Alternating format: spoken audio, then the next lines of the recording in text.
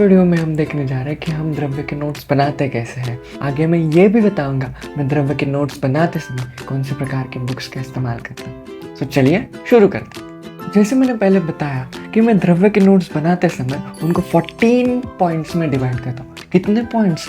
14 points में divide करता हूँ। सबसे पहले मुझे जो द्रव्य के नोट्स बनाने हैं उस द्रव्य के नोट्स के फ्रंट पेज पर उसके PYQ, उसके SIQ, उसके LIQs मैं उसको लिख के मेंशन कर देता हूँ। फिर उसके बाद एक एक पॉइंट्स के सहारे मैं आगे बढ़ता हूँ जब तक ये 14 पॉइंट्स कवर ना हो जाए। लैटिन नेम, फिर फैमिली, फिर गण, फिर पर्याय नाम, फिर भाषिक नाम, फिर स्वरूप। इस तरह से मैं आगे आगे बढ़ते जाता हूँ जब तक वो 14 पॉइंट्स क्लियर ना हो।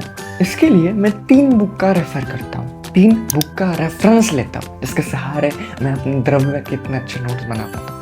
सबसे पहला बुक मैं मराठी बुक इस्तेमाल करता हूँ। सबसे पहला देशपांडे नामक एक बुक है, उसका इस्तेमाल करता हूँ जिसका PDF मेरे पास है। अगर चाहिए तो मैं आपको प्रोवाइड कर दूंगा। सेकंड बुक है हिंदी का प्रियव्रत शर्मा। इसमें द्रव्य के जो श्लोक का मीनिंग होता है या फिर उनका जो एक्यूरेट अर्थ होता है, वर्ड टू वर्ड तक, वो बहुत अच्छा दिया होता है। और थर्ड, मुझे अगर रसपंचक का समझना है, रसपंचक एक्यूरेट चाहिए, तो मैं पूरा संस्कृत लिखित फड़के नामक लेखक का उनका ये बुक इस्तेमाल करता हूँ। उसके साथ में और एक ऐप इस्तेमाल करता हूँ। इस ऐप का नाम है द्रव्य निधि, द्रव्य गुण आयुर्वेद द्रव्य निधि।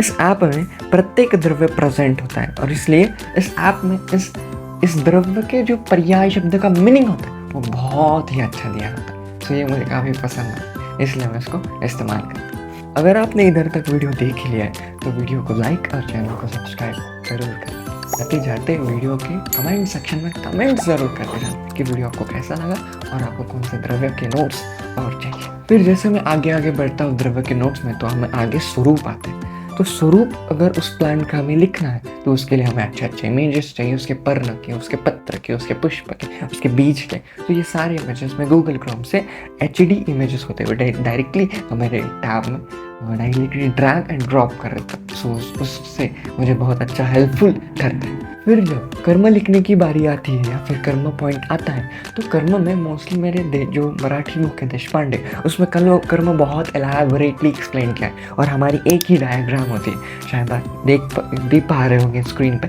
सिर्फ उस डायग्राम के सहारे में पूरा जो स्रोत का कर्म वो पूरा एक्सप्लेन कर देता हूँ बहुत ईजी वे में। सो वो उससे उस नोट्स में वो कर्म बहुत ईजीली एक्सप्लेन हो जाता है। एट द एंड हमारे पास सिर्फ 2 पॉइंट बचते हैं।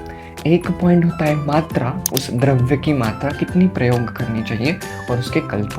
तो ये जो छोटे पॉइंट्स हैं मात्रा और कल्प, इनको बुक के हिसाब से मोस्टली मैं प्रियव्रत के हिसाब से लिखता हूँ क्योंकि प्रियव्रत शर्मा में उसके एक्यूरेट और बहुत ऑथेंटिक इसके नंबर्स लिखे हुए थे, इसलिए उसका इस्तेमाल मैं ज़्यादा करता हूँ। इस तरह से हमारे कोई भी द्रव्य के नोट्स तैयार हो जाते हैं। रिविजन करते समय सिर्फ उतना ही पढ़ो जितना उस द्रव्य के नोट्स में प्रेजेंट है। एक द्रव्य के नोट्स, ये अगर ये वीडियो बहुत छोटा बना है, लेकिन छोटा वीडियो बना है, लेकिन अगर एक द्रव्य के नोट्स बनाने जाए तो it takes around 4 to 5 hours. So ये बहुत लॉन्ग टाइम हो जाता है एक द्रव्य के नोट्स बनाने के लिए, लेकिन बहुत सुंदर नोट्स बनते हैं। कैसा लगा आपको ये वीडियो ज़रूर बताना। Do let me know in the comment section. So hope you like this video, keep sharing. और अगर आपको कोई भी नोट्स चाहिए सो मुझे कमेंट कर दीजिएगा कि मुझे ये नोट्स चाहिए या फिर इसके संबंधित ये वीडियो चाहिए। और ऐसे भी ईयर के अगर स्टूडेंट हो तो सो मैं ज़रूर लाने की कोशिश करूँगा। सो आपको कैसे लगे ये वीडियो ज़रूर बताना। Thank you so much. चलो अब फिर मिलते हैं अगली वीडियो में, तब तक के लिए बाय।